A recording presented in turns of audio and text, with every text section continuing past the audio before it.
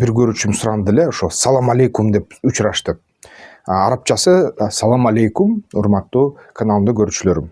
Кыргызчасы ошо сиздердин үйүңүздөрдө тынчтык болсун, урматтуу ошо менин каналымда көрүүчүлөрүм. Бул арабчадан кыргызчага отургондо үйүңүзгөргө тынчтык деген сөз да. Бизде да дүйнө жүзүндө тынчтык болсун, биздин Кыргызстанда да тынчтык болсун. Тынчтыксыз жашаган өлкөлөр боюнча сөз кылабыз кичине. Мөңкү күнү ушу Курск областынан Орусиянын украиндик аскерлер качып атат, чыгып атат. Тактикалык артка жылуу деген сөз болуп атат да. Анткени Украинанын аскерлерин курчашты Орусиянын аскерлери. Бүт фронт линиясы токтоп калды. Фронт линиясы боюнча жортулдар, чабуулдар азайды. Стабилизация болду. Бирок ошо менен бирге бүт баягы эң мыкты Орусиянын аскер күчтөрү Курскту тыынбай ушундай кол салуулар менен коштоп жатат да. Курстан кол салуулардын аркасы менен баягы казан кылып бөлгөн атышат. Азыркы ушу маалда аябай көп ушу Орусиянын КАП 3000 деген бомбалары колдонуп атат. КАП деген сөз бул деген коррекцияланган авиа бомбасы деп которулат да. Коррекцияны бул GBU деген ошо америкалык бомбадан ошо башкаруу модулду Орусия жасаганды үйрөндү. Жана ушундай башкаруу модулду 3 тонналык бомбага салганды үйрөнүштү. Ушул өндүрүштү аябай массалык түрдө ишке киргизишти. Мөңкү күнү ошо аскердик ошо серепчилердин айтуусу боюнча Орусияда бир топ ушундай бомба чыгып жатат. Бул бомба аябай каардуу, анткени кандай гана качпасаң, жашынбасаң, жер астына кирип кетсең да бомба жарылганда чептерди урата, басым өзгөрүлүп, ошол чептин тегерегиндеги жана чептин ичиндеги сыртындагы бүт аба кысылып, элдер өлөт экен да, баары бир чыдай албайт экен.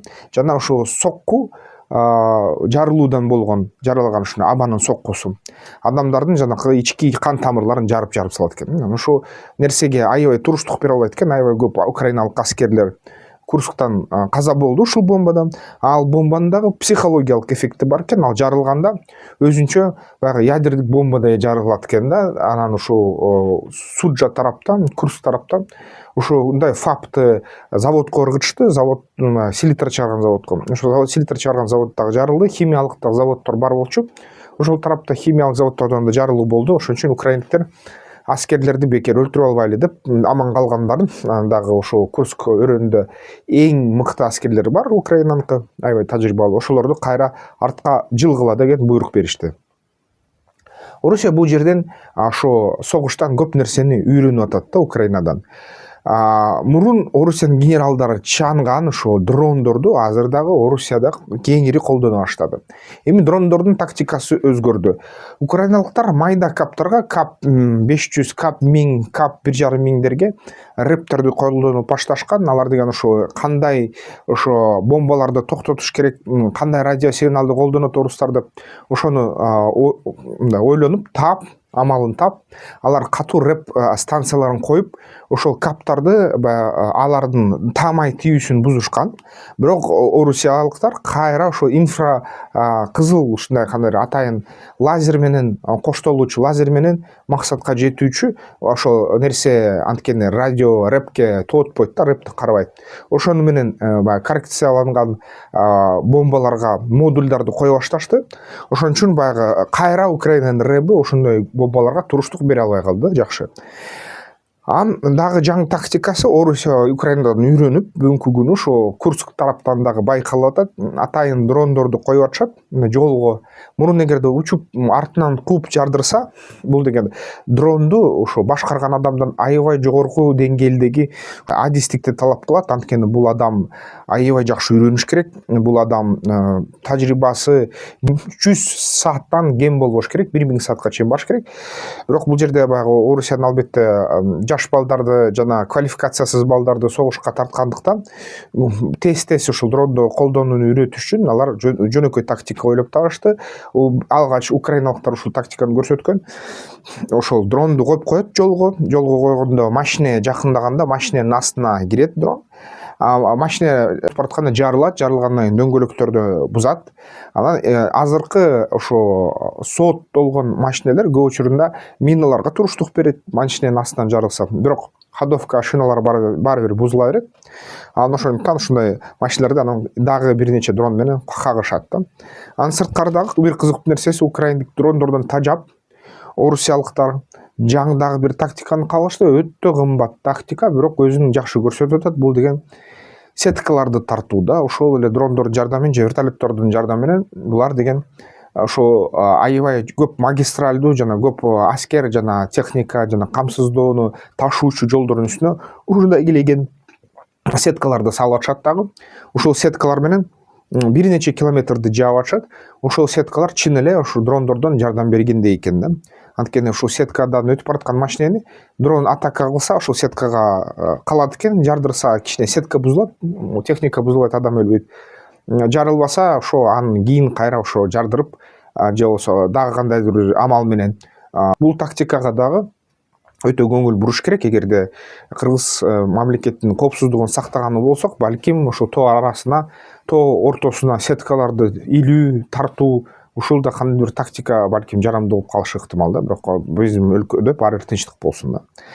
Ошондой нерсе. Анан эң кызыктуусу дагы ушул азыр Америка Штаттары толук кайра спутниктер менен ошо Starlink менен камсыздап атат. Дагы куралдарды алып барып атат. Эң негизги ушу хаймарстарды координациялоо жардамын кайра бере баштады. Эми Орусияга ушу бүгүн дипломаттар барды.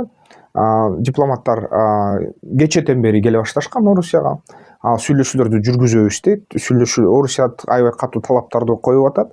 Бирок ошо сүйлөшүүлөрдүн жыйынтыгы жакында эле, ошо азыр ролик чыгып атса деле чыкса керек, жакында эле билинет деген ой бар да. Бирок ошол менен бирге Орусиядагы ошо дипломатиялык сүйлөшүүлөрдүн астында Курскту алып алчудай да, алып алчудай.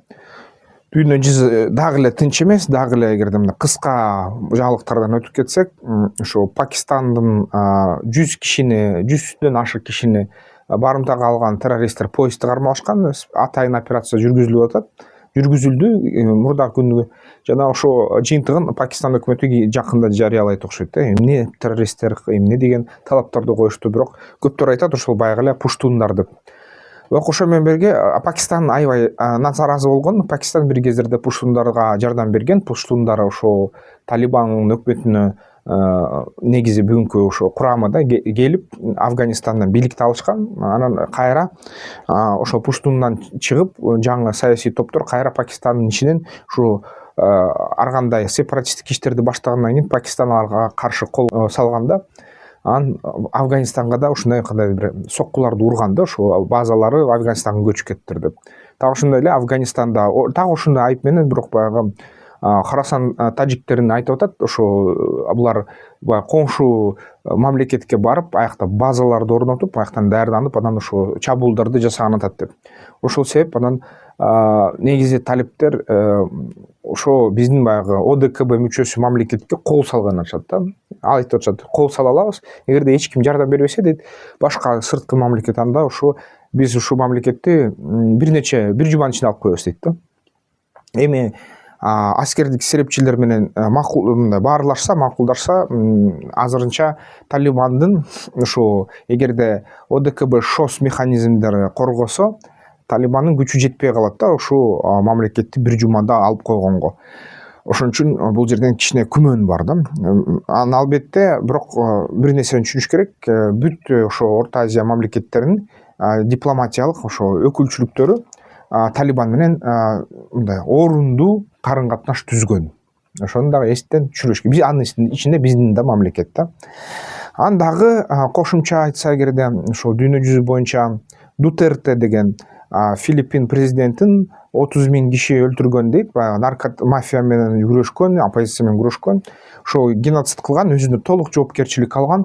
Анан ошону эл аралык кылмыш соту МУС аны арест кылганга жана алып келген, Гаагага алып келгенге өкүм чыгарган. Аны ошо Гаагага жеткирип келишти, кармашты да. Анан албетте көптөр дагы сурап атат, эмнеге Нетаньяхуну кармабайсыңар деп. Бирок ошо МУСка каршы Дональд Трамп, Америка Кошмо Штаттар президенти, санкцияларды киргизген. Жана ошол ООНдон чыгуунун жана НАТОдон чыгуунун кандайдыр бир мыйзам долбоорлорун даярдап жатышат, коргоп койду да. ошондой нерсе болуп атат. Бирок келечекте израилдиктер өзүлөрү баягы ошо кандайдыр бир суроолор бар экен да Нетаньяху, алар өзүлөрү оппозициясы ошо Нетаньяхуну мамлекеттик тергөө өткөрүп туруп, анан балким ошого чейин жеткиребиз деген дагы ойлор айтылган. Ошон үчүн көрөбүз кандай эмне болоорун. Көп аябай пайданы ушул согуштан Америка Штаттары тапты. Андан да көп пайданы Кытай тапты да. Мисалы үчүн украиналыктардын аябай баягы чоң көлөмдөгү дрондорду жасагандыгы жана дрондордун ушунчалык технологиясынын өрчүп кеткендиги бир ошо Кытайдын поставкалары менен мындай түшүндүрүлөт да. Кытай керек болсо Украинанын 70% дрондордун жабдыктарын жана ошо кошулма запчастарын жеткиргенге аны Кытай түзмө-түз эмес, бирок ишкерлер аркылуу жоопту десе болот да. Өткөн айдын ичинде Кытай нейтралдык сууларды колдонуп, деңиз ичинде Австралияны курчап, аскердик машыгууларды өткөздү жана австралиялыктарды бул нерсе аябай сестендирди, жүрөк түшүрдү да. Анан Кытай кичине көрсөтүп коюп атат да, керек болсо ошо батыш дүйнөнү биз деген тез эле алып коебуз деген ошондой билиги берди. Бул эмнени баары билдирет? Бул деген эгерде мындай тынчтык болсо, биринчиден, экинчиден согуш болсо, ага чоң сверхдержавалар, курал чыгарган сверхдержавалар акчасын табат экен. Тынчтык болсо, жарандык экономикалар акчаны табат. Ошон үчүн тынчтык заман Чилине келатса, анда ошол QR аркылуу бизнес пландоону үйрөнүңүздөр. Бизнес пландоону үйрөнүп, анан алдыга жылып, баягы өз ишкериңизди өрчүтүңүздөр да. Инвестиция тап. Каналды колдоп койсоңуздар болот. Ой пикириңерди комментарийлерден күтөм. Эмки видеолордон көрүшкөнчө.